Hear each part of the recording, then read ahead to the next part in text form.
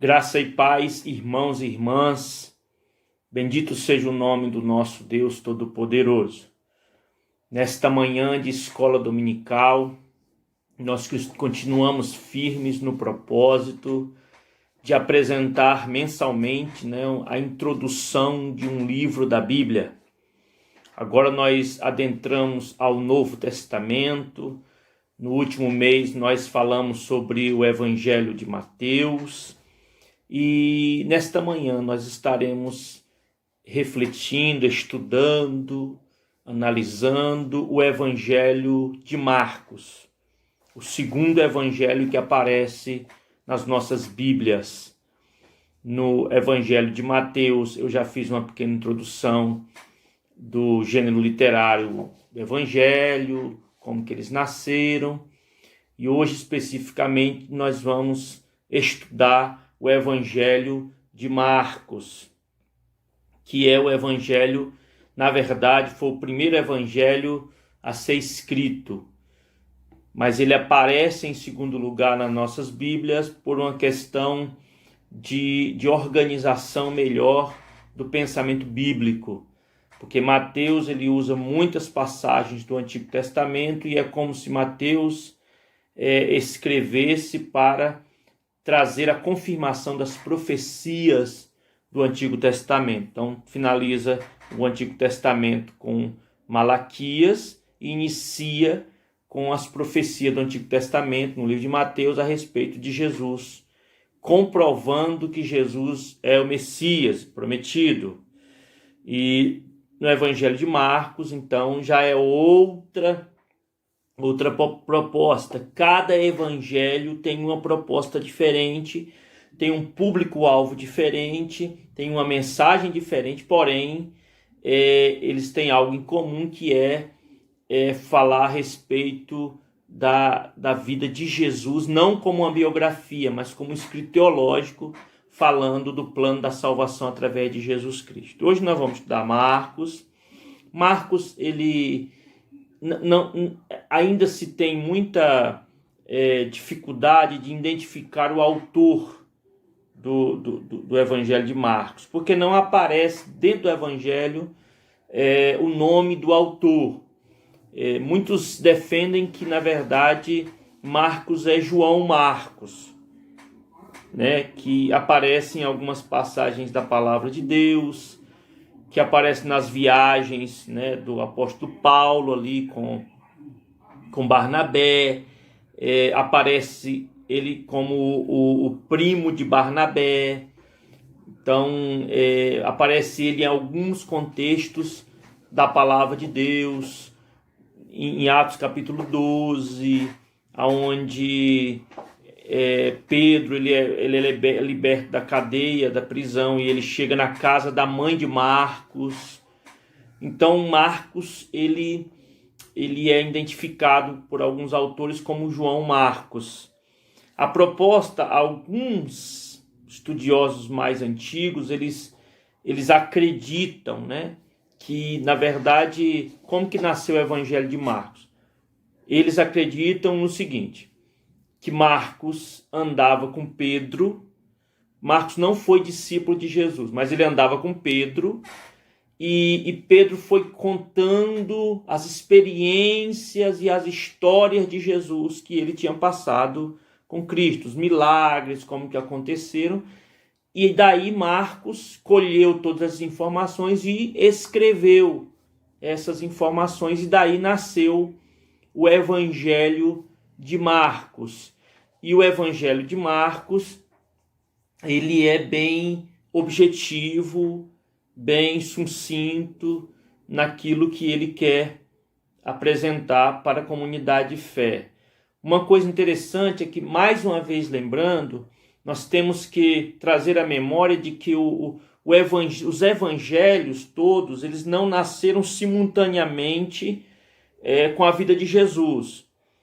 O evangelho mais antigo é o Evangelho de Marcos, e ele foi escrito aproximadamente 30 a 40 anos depois que Jesus tinha ressuscitado.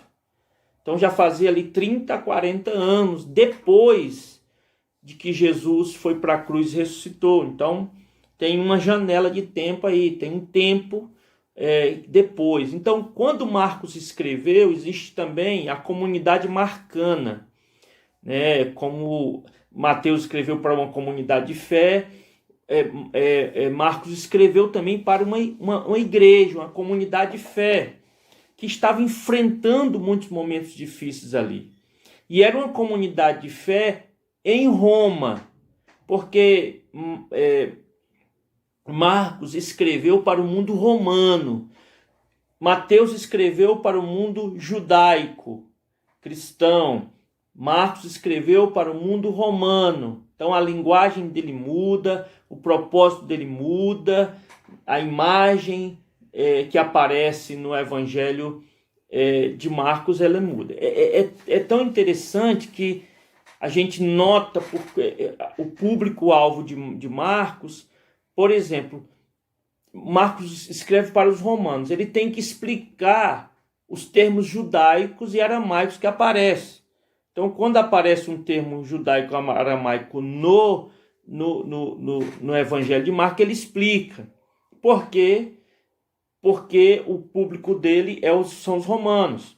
Mateus já não explica, porque já é para o judeu já está familiarizado com aquele termo. Marcos não. Marcos ele vai explicar o que é Talita Cumi, o que significa isso, né, para que os romanos entendessem, a comunidade de fé romana, né, de Roma, entendesse. Então Marcos escreveu para o público romano, para uma comunidade de fé romana. Para quê? Para edificar a fé da igreja, para trazer o ânimo à igreja, a força para a igreja. Então hoje, especificamente, esse evangelho também vai nos ajudar nesse tempo que nós estamos vivendo, lembrando quem é Jesus, e lembrando quem nós somos no meio desse turbilhão que nós estamos vivendo. Eu separei aqui um pensamento interessante, que dentro das pesquisas eu achei muito interessante, que o Evangelho de Marcos está aí no estudo. Eu botei um pensamento interessante. Foi escrito para um povo militar. Eles eram militares, né? A maioria tinha os exércitos lá. E o Evangelho de Marcos fornece uma breve narrativa da campanha de 3 anos do capitão da nossa salvação, que é Jesus, dirigida em prol da libertação de nossas almas e a derrota de Satanás. Pelas obras de Cristo e seus sofrimentos, morte, ressurreição e triunfo final. Nessa narrativa, Jesus é apresentado como um conquistador poderoso. Então, esse pensamento interessante. Marcos, ele trouxe para a comunidade de fé, para os romanos, a imagem de Jesus como o Jesus poderoso, um capitão do exército poderoso, que ia na frente da comunidade de fé. Isso a gente não pode esquecer, que Jesus é o nosso capitão que está indo na frente da comunidade de fé, nos ajudando.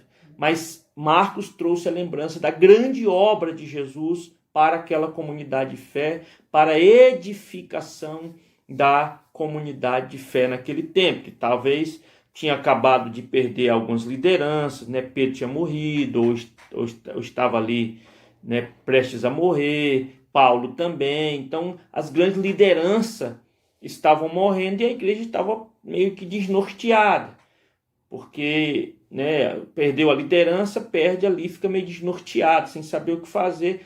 Mas o Senhor usou a vida de Marcos para escrever sobre o plano maravilhoso de Jesus, lembrando a comunidade de quem Jesus é e o que Jesus fez. Foi da data de 67 a 70 depois de Cristo, quer dizer, depois do nascimento de Jesus, mas aí 30 anos depois da ressurreição de Jesus Cristo.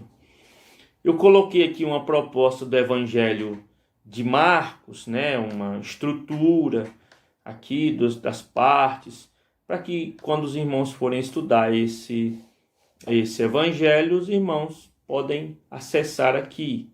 É até bom, né, que eu decidi gravar aqui nesse canal, né, por essa via, para que os irmãos possam consultar depois, quando os irmãos forem ler o Evangelho de Marcos, né? E a primeira coisa interessante é que o primeiro versículo que aparece em Marcos, por exemplo, os primeiros versículos que aparecem nos evangelhos, eles dizem qual é a proposta do evangelho. Por exemplo, Mateus, ele começou com genealogia. Pronto, ele já começou com a genealogia. Qual era a proposta de Mateus? Era comprovar, através da genealogia, de que Jesus era filho de Davi e que Jesus era o Messias prometido.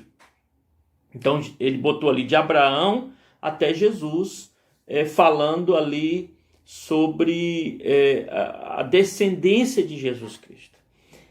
Quando a gente for estudar Lucas, a gente entender, João, mas Marcos, qual é o início do Evangelho de Marcos? O primeiro versículo que nós podemos chamar, que é a introdução do assunto que ele vai colocar nos demais 16 capítulos. Então, o Evangelho de Marcos, ele começa com o seguinte versículo. Princípio do Evangelho de Jesus Cristo, Filho de Deus.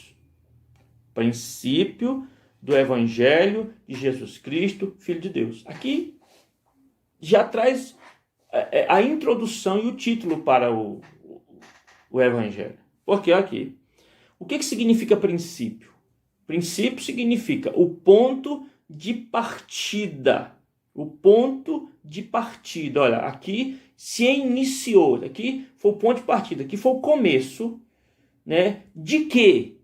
Aí, do Evangelho, das boas novas de Jesus Cristo, das boas notícias de salvação, de que Jesus veio salvar a humanidade. Então, esse é o ponto de partida. É como Marco fala assim para a igreja, ó, igreja, eu vou começar agora, esse é o ponto de partida, falando para vocês o início das boas novas de que Jesus Cristo veio trazer a salvação para a humanidade. E quem é esse Jesus Cristo? Aí ele diz, Filho de Deus. Então, Jesus, ele é apresentado no Evangelho de Marcos como o Filho de Deus. E aí eu separei aqui 2 versículos que aparecem, que na verdade são os únicos 2 versículos que aparecem tratando Jesus como Filho de Deus, é que os demônios sabiam que Jesus era o Filho de Deus. Aparece no Evangelho. Marcos diz assim, ó, os demônios já sabiam que Jesus era o Filho de Deus, porque quando um demônio encontra com Jesus, quando Jesus estava ali curando, libertando, aqui em Marcos 3,11 diz assim, também os espíritos imundos, quando viram, prostraram-se diante dele e exclamavam, Tu és o Filho de Deus. Então, o mundo espiritual demoníaco, as forças malignas no mundo espiritual, sabiam quem era Jesus. Eles sabiam que Jesus era Filho de Deus. Então, no Evangelho de Marcos, os demônios, eles exclamavam e se prostravam, olha, o Senhor é Filho de Deus. Então, Marcos estava dizendo aí para a igreja que até os demônios sabiam que Jesus era o Filho de Deus. E no final do Evangelho de Marcos aparece uma confissão de um centurião, de um soldado romano, que diz assim, ó, Marcos 15:39. O centurião que estava em frente dele, centurião é um soldado que comanda 100 soldados. O centurião que estava em frente dele, vendo que assim Inspirara disse, verdadeiramente este homem era Filho de Deus. Quando ele viu Jesus, quando ele viu o véu do templo, em outro evangelho aparece, se rasgar de cima para baixo, ele confessou que Jesus era o Filho de Deus. Então, o Evangelho de Marcos traz uma proposta para a igreja dizendo, Jesus é o Filho de Deus. Os demônios já sabiam e no fim, um soldado romano reconheceu, um não crente reconheceu que Jesus era o Filho de Deus. E o Evangelho de Marcos é muito interessante, porque eu botei aqui, ó, é muita ação. Se nós pudéssemos comparar os evangelhos com filmes, é como se o Evangelho de Mateus fosse o filme de ação. É uma ação atrás da outra. É uma ação atrás da outra. É tanto que aparece muito no Evangelho de Mateus alguns termos assim, ó, de imediato, imediatamente, logo em seguida. Aparece esse termo aí mais de 30 vezes no Evangelho. Então, o Evangelho de Marcos é o mais rápido e mais corrido. É uma cena atrás da outra, né? Entra uma cena atrás da outra.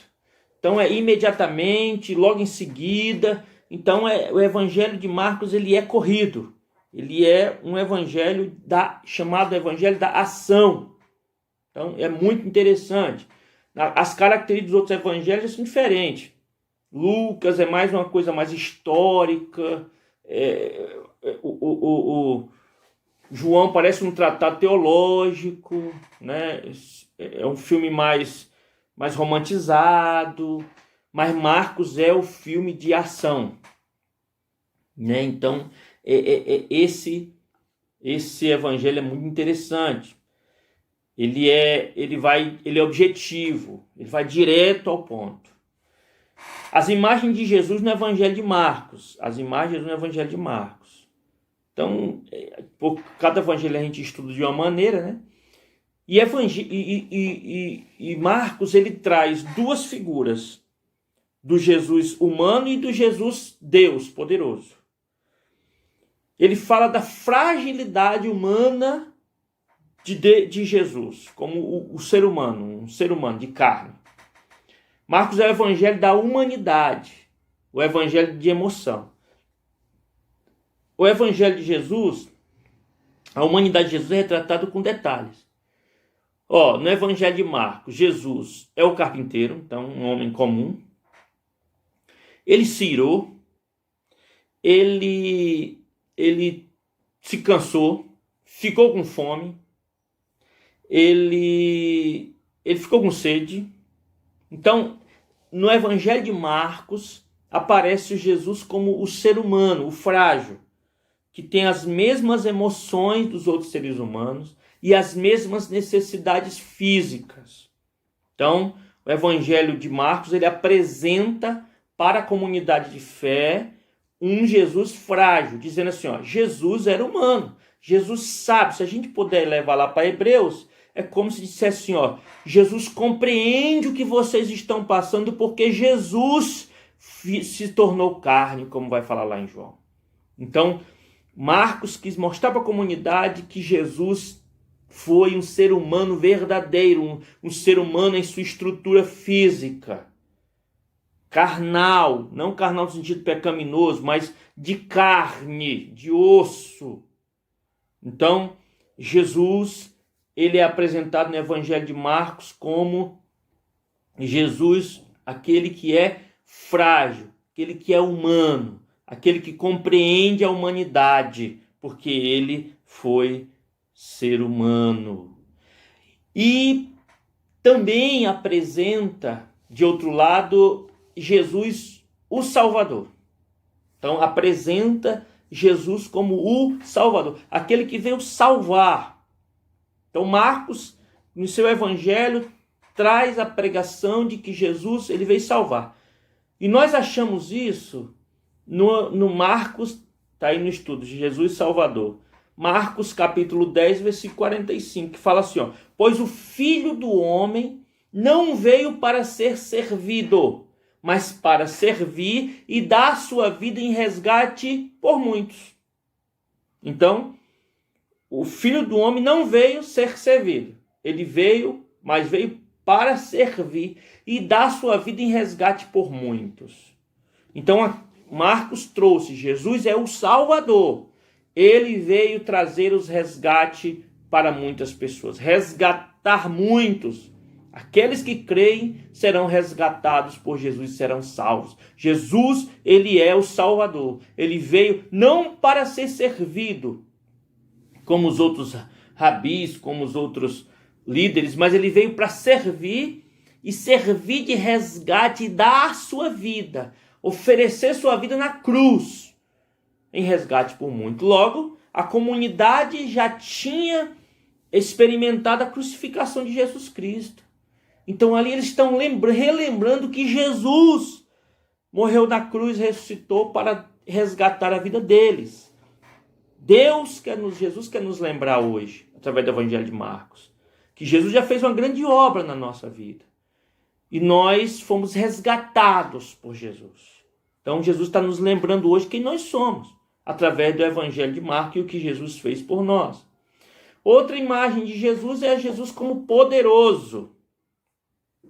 E eu separei aqui os versículos onde aparece a admiração das pessoas depois que Jesus fazia algum milagre ou algum feito maravilhoso.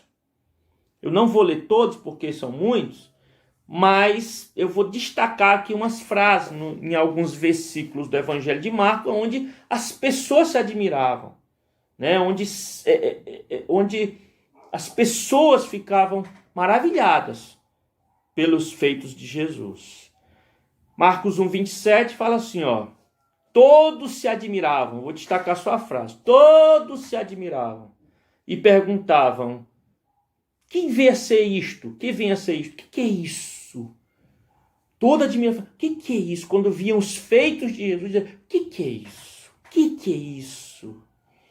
Marcos 2:12 diz assim, a ponto de se admirarem todos e darem glória a Deus, dizendo, jamais vimos coisa assim. Jesus é apresentado em Marcos como aquele que fazia coisas que ninguém nunca tinha visto. Que as pessoas nunca tinham visto. Então, aquela comunidade de fé estava relembrando, Jesus fez coisas que ninguém nunca fez. Aleluia. Marcos 5:20, e todos se admiravam. Marcos 5:42, ficaram todos sobremaneira admirados. Marcos 6:51, ficaram entre si atônitos, surpresos, admirados com os feitos de Jesus. Marcos 7:37, maravilharam-se sobremaneira. Então, Marcos vem trazer o Jesus poderoso e a reação das pessoas depois dos feitos poderosos de Jesus. Então estava dizendo para aquela comunidade, Jesus é poderoso, e as pessoas se admiravam dos feitos de Jesus Cristo na sua operação aqui na terra. Aleluia. E aí, irmãos e irmãs, por que dessa admiração? Eu separei aqui, aí eu aproveito nos estudos que eu faço para destacar algumas coisas que talvez seja relevante para a comunidade de fé, para a sua edificação. Eu queria falar sobre os milagres de Jesus nos evangelhos. Os evangelhos relatam 35 milagres realizados por Jesus. 35. Então, quantos milagres são relatados nos 4 evangelhos? 35. Em Mateus aparece 20, em Lucas aparece 20, em Marcos aparece 18, e em João aparece 7 que não são chamados de milagres, são chamados de sinais. Que aí em João a gente vai entender qual é a diferença entre milagre e sinal. Mas por enquanto, são milagres, são sinais. Então são 35. Nos 4 evangelhos aparecem 35 milagres de Jesus. E Marcos, ele relata, descreve 18. Desses 35 milagres, existe vários tipos de milagres. Que eu separei aqui, grupos e quantidade de milagres. Por exemplo, nos 4 evangelhos aparecem 17 curas físicas. Nos 4 evangelhos aparecem 17 milagres de curas físicas. 9 milagres sobre as forças da natureza, que é o milagre da natureza. 9. 6 curas de endemoniado. Quando a gente fala cura, é porque na linguagem do evangelho não é expulsão, é cura. Porque para eles é como se o demônio fosse uma doença que estava atormentando ali. Então, 6 curas, que outros chamam de exorcismo, que eu botei aqui. Exorcismo, né? Exorcizar, expulsar demônio. Então, 6 curas de endemoniados e 3 ressurreições. 3 pessoas foram ressuscitadas pelo poder de Jesus. Então, 17 curas físicas, 9 força sobre a força da natureza, 6 curas de endemoniados e 3 ressurreições. Então, esses são os tipos e as quantidades de milagres que Jesus realizou nos 4 evangelhos. Agora nós vamos destacar os milagres no evangelho de Marcos. Por exemplo, as curas que acontecem em Marcos. As curas, né, de coisas físicas. Jesus, no evangelho de Marcos, curou a sogra de Pedro, curou um leproso, curou um paralítico, curou um homem da mão ressequida, curou a mulher de hemorragia, curou curou a mulher de Ciro Fenícia, curou a cura do surdo gago, a cura do cego Bartimeu. Esses são os milagres de cura no evangelho de Marcos. Aí apresenta também os milagres da natureza, o milagre da natureza. E no evangelho de Marcos aparece, Jesus acalmou a tempestade, multiplicou os pães, caminhou sobre as águas, outra multiplicação de pães e a figueira amaldiçoada. Então esses são os milagres que Jesus operou sobre a natureza, acima da natureza, comandando a natureza, porque ele é o Criador. Então ele tem domínio sobre a natureza. Aparece uma ressurreição, que é da filha, né, de Jairo, da filha de Jairo, é a ressurreição, ele ressuscita uma menina, e aparece também o poder sobre o sobrenatural, né, que são o poder sobre os demônios, que aparece 3 episódios no Evangelho de Marcos. A libertação do endemoniado na sinagoga, a libertação dos demônios gadarenos lá em Gadara, aquele episódio dos porcos, e a libertação de um outro endemoniado. Então são 3 pessoas que tinham demônio no Evangelho de Marcos foram libertos. Então Jesus ele tem poder sobre as doenças físicas, Jesus tem poder sobre a natureza, Jesus tem poder sobre a morte para trazer de volta, e Jesus tem poder sobre os demônios. Então, o Evangelho de Marcos veio trazer para a comunidade de fé daquele tempo e traz para nós hoje quem é Jesus. Jesus é poderoso sobre os demônios, sobre as doenças. Ele tem poder, ele é poderoso. Então, o Evangelho de Marcos tem essa proposta. Eu queria apresentar para vocês aqui também algo que não poderia faltar no Evangelho de Marcos, porque é um objeto de muita discussão, mas é muito interessante. E eu fiz aí uma reta, aí, uma firula que eu chamo, dizendo qual é a proposta de Pedro literário. Cada evangelho tem uma armação. Ele é armado de alguma maneira, ele é estruturado de alguma maneira que tem a ver com a mensagem. Por exemplo, Marcos, de 1 a 8:28, a proposta é falar sobre o ministério de Jesus. Sobre como Jesus andou, fazendo milagre ali. De Marcos 8:29 a 31, o centro do Evangelho de Marcos. Então, qual é o centro, o meio do Evangelho de Marcos, que divide a segunda parte? Qual é a segunda parte? Paixão de Cristo. Então, primeira parte do Evangelho, ministério de Jesus. Segunda parte, a paixão de Jesus. O sofrimento, a cruz e tal, os finais, os últimos dias de Jesus. E no meio tem a confissão de Pedro. E eu queria explicar para vocês, de uma forma bem mais resumida, o que significa isso.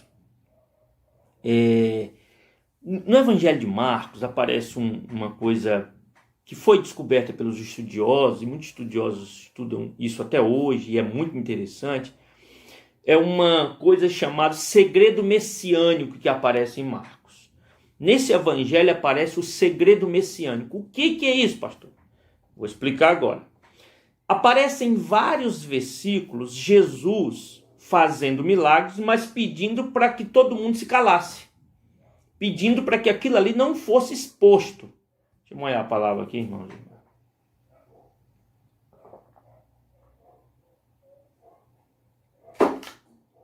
Isso aqui é minha canequinha do meu filtrozinho de barro. Eu gosto de filtro de barro.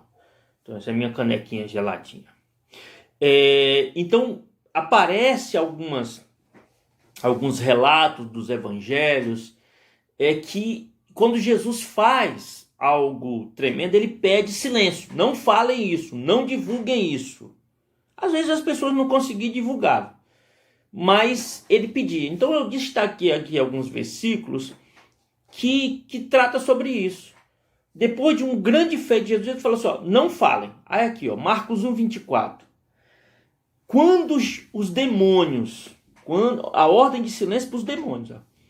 Quando os demônios se depararam com Jesus, eles falaram assim, que temos nós contigo, Jesus Nazareno? Vieste para nos perdermos, para nos destruir antes do tempo? Bem seis que és o Santo de Deus. Mas Jesus respondeu dizendo, cala-te e sai desse homem. Então quando o demônio começou ali a dizer que Jesus era o Santo de Deus, que ele era... Jesus falou assim, cala e sai. Cala a boca e sai. Então ele não quis que o demônio falasse a identidade dele. Outro episódio de endemoniamento. Marcos 1:34. E ele curou muitos doentes de toda sorte de enfermidade. Também expeliu muitos demônios, não lhes permitindo que falassem, porque sabiam quem ele era. Então Jesus não permitia que os demônios falassem a identidade dele, porque eles sabiam que os demônios sabiam no mundo espiritual quem era ele. Então Jesus dá uma ordem para que os demônios, eles não deixavam o demônio falar, cala a boca, para eles não falarem a identidade de Jesus. Isso é interessante que aparece no Evangelho de Marcos. Outro episódio em Marcos 3:11 relata assim, ó, também os espíritos imundos, quando o viam, prostravam-se diante dele e exclamavam, tu és filho de Deus. Aquilo que eu já relatei antes. Mas Jesus lhe advertia severamente que o não expusesse à publicidade.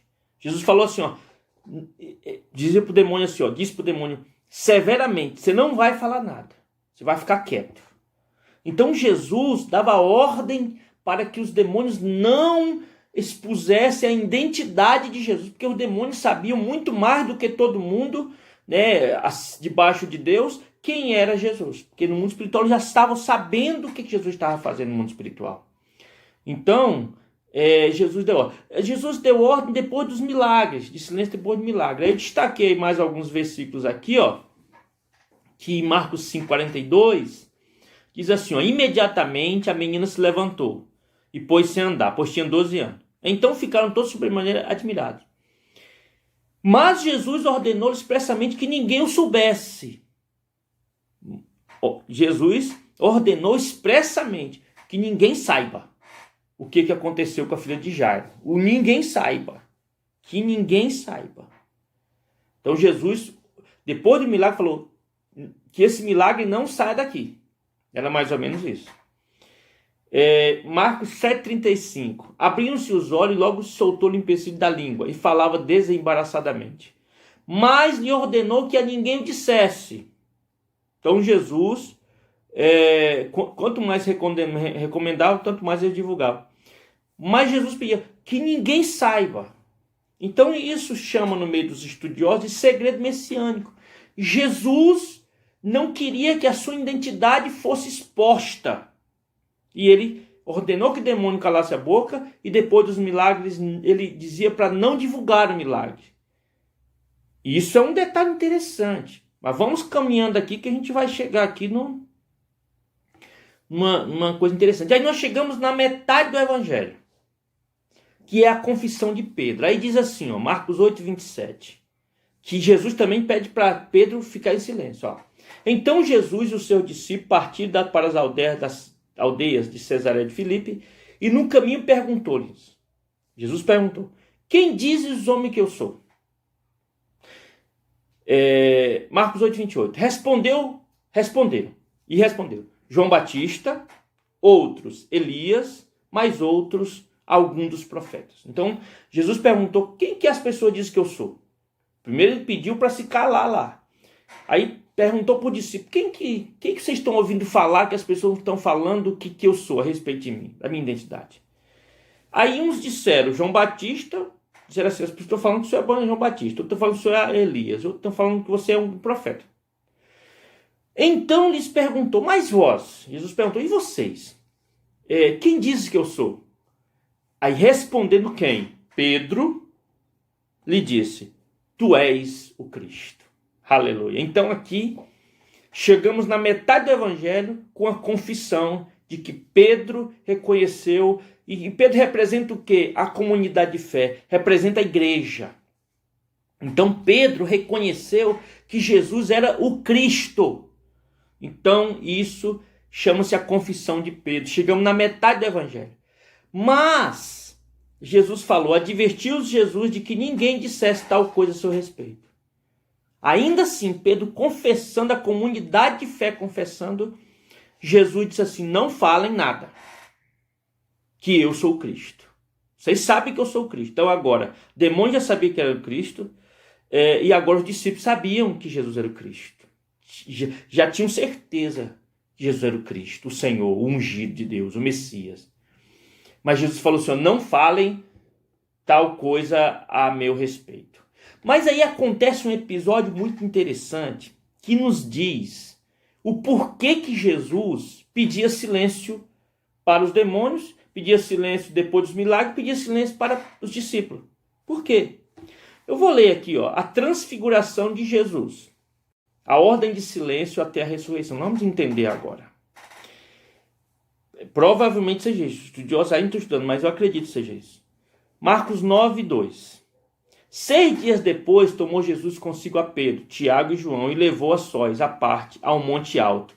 E foi transfigurado diante deles. Aqui um detalhe importante, irmãos e irmãs. Que aqui Jesus não se transfigurou. Jesus foi transfigurado. Jesus foi mudado em sua estrutura e foi revelado. E aí as suas vestes tornaram-se resplandecentes, sobremodo brancas, como nenhum lavandeiro na terra poderia alvejar. Então Jesus, ele apareceu ali e mostrou toda a sua glória. Mas ele foi transfigurado. Jesus transfigurou Jesus ali. Deus transfigurou Jesus. O Pai transfigurou Jesus e mostrou toda a glória de Jesus para quem? Para os discípulos naquele monte. Aleluia. Então apareceu-lhe Elias com Moisés falando com Jesus. Então aparece ali a figura de Moisés que representa a lei. E aparece Elias que representa os profetas. Então Pedro tomando a palavra diz, mestre, é bom que estejamos aqui, que façamos 3 tendas, uma será tua, outra para Moisés e outra para Elias. É como se Pedro, que representa a comunidade de fé, dissesse assim, olha, tem espaço para a lei, tem espaço para os profetas, tem espaço para o Senhor e tem espaço para nós. Aí versículo 9, pois não sabiam o que dizer, pois estarem aterrados. A seguir veio uma nuvem que os envolveu e dela uma voz dizia, este é o meu filho amado, a ele ouvi. Então, aqui Jesus confirma, aqui Deus confirma que Jesus é o Filho de Deus, o Filho amado. E diz, olha, a ele ouvi. Não é mais a lei, tão somente, não é mais os profetas, mas ouça a partir de agora Jesus. E é isso que Jesus está falando para a comunidade de fé. Ouça a partir de agora a palavra de Jesus. E é o que Jesus está dizendo para nós. Ouça Jesus através do Espírito Santo. Neste momento de tantas informações, vamos ouvir Jesus. Aleluia. E aí, e de relance, olhando ao redor, ninguém mais viram com ele, senão Jesus. Então, a lei saiu, o profeta saiu, tem seu valor, mas agora é Jesus. É a pessoa de Jesus, é o Salvador. Mas aí, olha que coisa interessante. Ao descerem do monte, Jesus pediu mais uma vez silêncio. Ao descer do monte, ordenou Jesus que não divulgasse as coisas que tinham visto. Até quando? Até o dia em que o Filho do Homem ressuscitasse dentre os mortos. Então Jesus pediu silêncio aos discípulos, aos demônios e depois, até que ele ressuscitasse, até que ele fosse para a cruz e ressuscitasse. O que significa isso, meu irmão? O que significa isso, minha irmã? É coisa linda demais. É que Jesus está dizendo assim, ó, eu não quero ser conhecido somente por milagres. Eu não quero ser conhecido porque eu dei ordem e a onda parou. Eu não quero ser conhecido porque eu multipliquei pães. Eu não quero ser reconhecido porque eu curei. Eu não quero ser reconhecido. Não, essa é uma obra minha. Mas a obra minha é morrer na cruz, ressuscitar, vencer a morte, aleluia, e resgatar a humanidade. Então a fé, aqui ó, eu botei aqui, a fé não deve estar pautada somente nos milagres de Jesus, mas em sua obra salvadora na cruz e na ressurreição.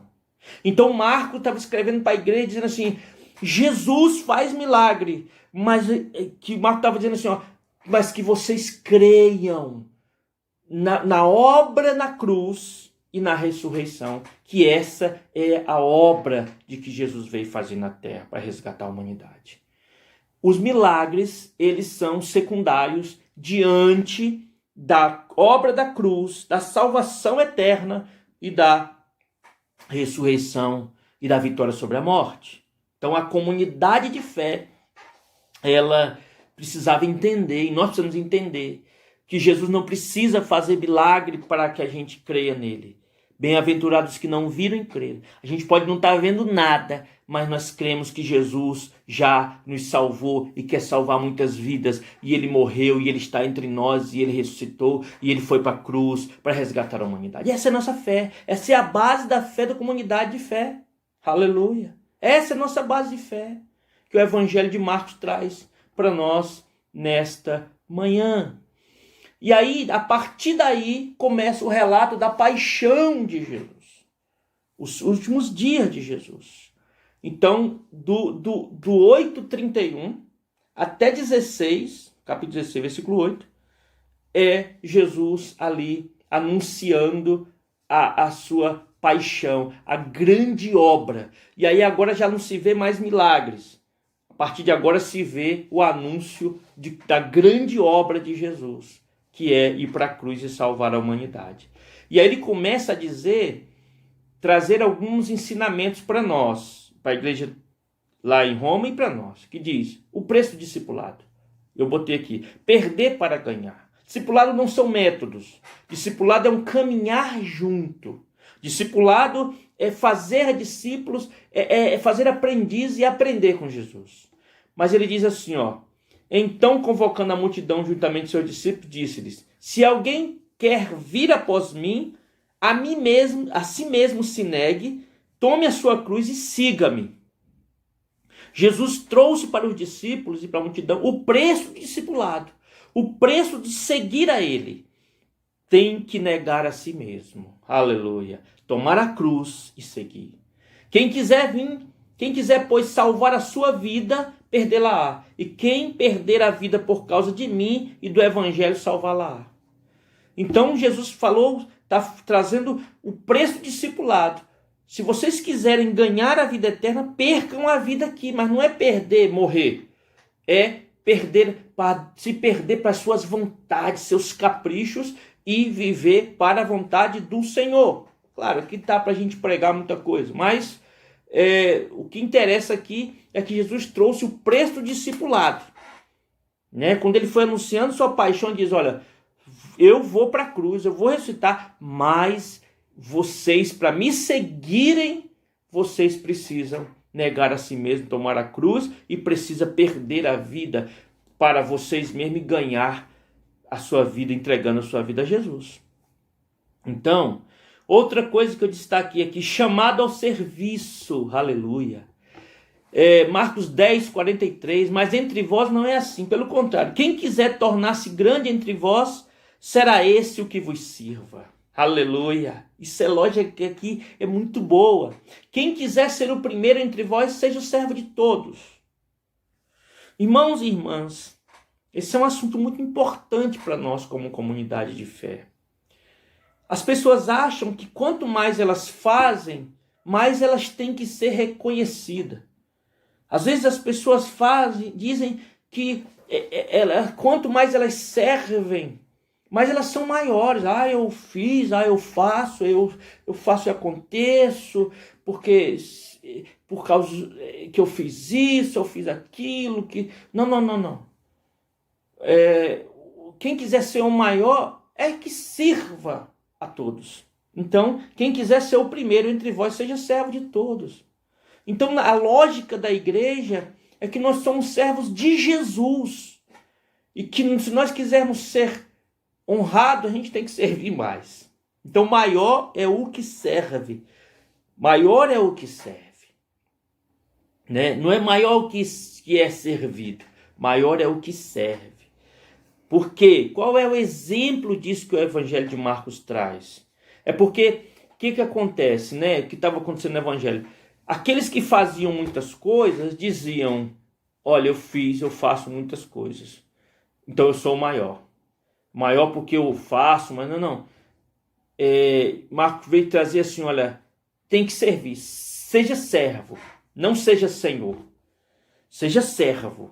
Mas seja um servo que compreenda que o Senhor é seu exemplo. Aí ele traz, Marcos 10:45. Pois o Filho do Homem não veio para ser servido, mas para servir. Então o exemplo de serviço é Jesus. O exemplo de serviço é Jesus. Que ele não veio para se tornar o maior, o exemplo. Ele veio para ser exemplo de serviço. Ele foi por baixo, servindo, não para competir, não para mostrar, mas para servir. Foi para isso que ele veio. Então, Marcos chama a comunidade de fé para o serviço não interesseiro para o status, mas o serviço como Jesus fez. Não para ser servido, mas para servir. Porque às vezes as pessoas querem chegar no status, as pessoas vêm servir. Não. A gente tem que servir a Jesus, servindo as pessoas também. Jesus anuncia seu sofrimento e triunfo. Né? Estando ele em Betânia, reclinado à mesa, em casa de Simão, o leproso, veio uma mulher trazendo um vaso de alabastro, com preciosíssimo perfume de nardo puro, e quebrando o alabastro, derramou o bálsamo sobre a cabeça de Jesus. E aí, o que Jesus falou, o que significava aquele ato daquela mulher? Marcos 14:8. Ela fez o que pôde, antecipou-se a ungir-me para a sepultura.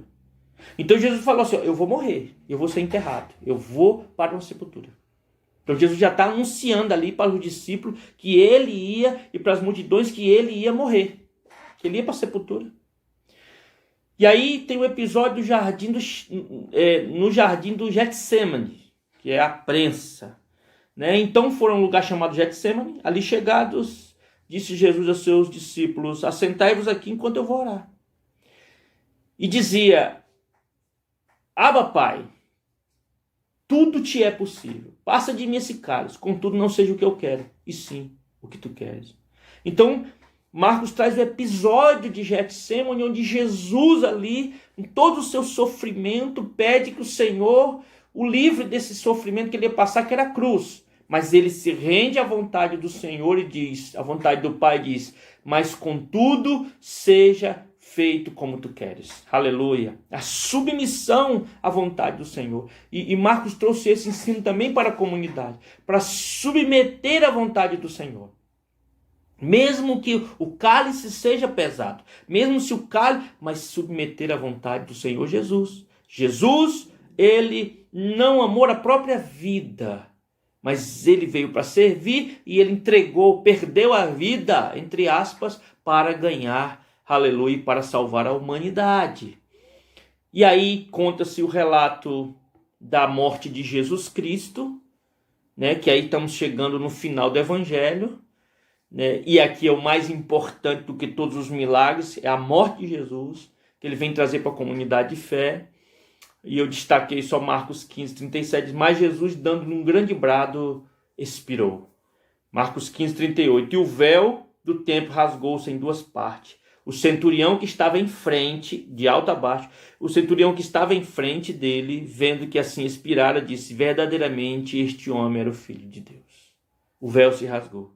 Jesus morreu na cruz. Aquela comunidade romana ali de fé estava ouvindo o evangelho de Marcos, ouvindo o que Jesus fez, dizendo o que importa é que Jesus foi para a cruz, o que importa é que Jesus foi o sacrifício. E aí o Marcos traz o sepultamento de Jesus. José de Arimateia sepulta Jesus ali naquela gruta, aquela sepultura na pedra. E aí o Marcos traz a ressurreição de Jesus, que é o ápice do evangelho, que diz, olha, aí veio a ressurreição. E aí Marcos 16:6 diz assim: ele porém disse, não atemorizeis, buscais a Jesus o Nazareno, que foi crucificado. Ele ressuscitou, não está mais aqui. Vede o lugar onde tinham posto. Aleluia. Marcos 16:7. Mas ide, dizei a seus discípulos e a Pedro, que ele vai adiante de vós para a Galiléia, e lá o vereis, como ele vos disse. Então aqui o Evangelho de Marcos traz o clímax, que é Jesus ressuscitado, dizendo, eu ainda quero falar com vocês. Eu ressuscitei e quero conversar com vocês, quero falar com vocês. Eu já cumpri a minha obra salvadora, aleluia, e quero conversar com vocês. E o anjo falou, vai lá para Galiléia, porque ele vai conversar com vocês. Aí acontece o ressuscitado falando com os discípulos.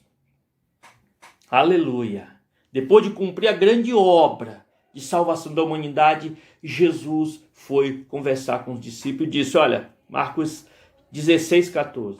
Finalmente apareceu Jesus aos 12, aleluia, quando estavam à mesa, e censurou-lhe a incredulidade e dureza de coração, porque não deram crédito ao que tinham visto, aos que o tinham visto já ressuscitado. Então existia a dúvida ali, será que Jesus ressuscitou? Mas ele apresentou-se aos 12, aleluia, ressuscitado, sua obra completa. Então, e disse-lhes, ide por todo mundo e pregai o evangelho a toda criatura.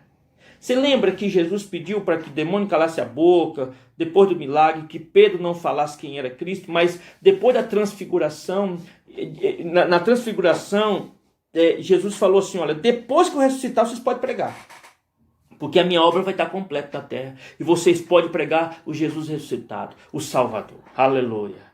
E aí ele disse agora não é mais para esconder, agora é para falar quem sou eu.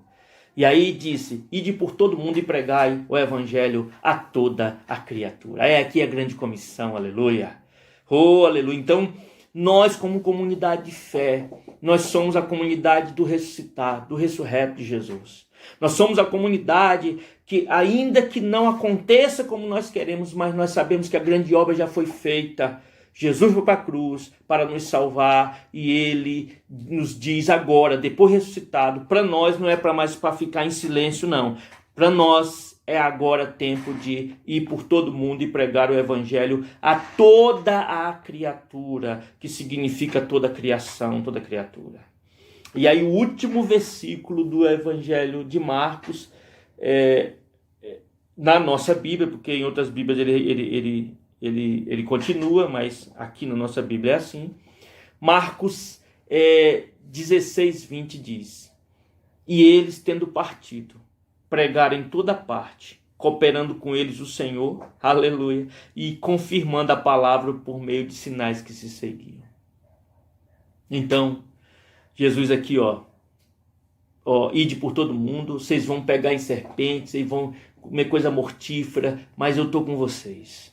E o último versículo dizia, eles tendo partido pregaram em toda parte. Então, Marcos está dizendo para a comunidade, existem umas pessoas que estão pregando, e Deus nos chama para pregar em toda parte, porque o Senhor vai cooperar conosco, porque ele fala aqui, cooperando com eles o Senhor e confirmando a palavra por meio de sinais. Então Jesus está conosco, confirmando através de sinais, de maravilha nos corações, a pregação da comunidade de fé, a pregação que eu e você levamos para as pessoas. Jesus está cooperando conosco. Então assim termina o Evangelho de Marcos. Assim nós finalizamos essa breve introdução do Evangelho de Marcos. Que nós, como comunidade de fé, enfrentando tantos momentos difíceis, possamos crer de que Jesus é poderoso, ele é o Filho de Deus, ele já ressuscitou, ele foi para a cruz, já ressuscitou, fez a obra maior e ele nos chama para pregar quem é ele e levar a identidade dele, que é Jesus, o Filho de Deus, o Salvador, para que haja, que muitos sejam resgatados, porque essa é a obra de Jesus. Deus abençoe, não esmoreçam, creiam que Jesus, ele está entre nós, cooperando, aleluia, e nos ajudando na missão, e nos ajudando na nossa caminhada de fé. Deus abençoe, em nome de Jesus, creiam que Jesus, com a comunidade de Marcos, ela recebeu esse evangelho, receba esse evangelho no seu coração, e se levante e avance, não esmoreça, porque Jesus já fez uma grande obra. Deus abençoe a vida de vocês, em nome de Jesus.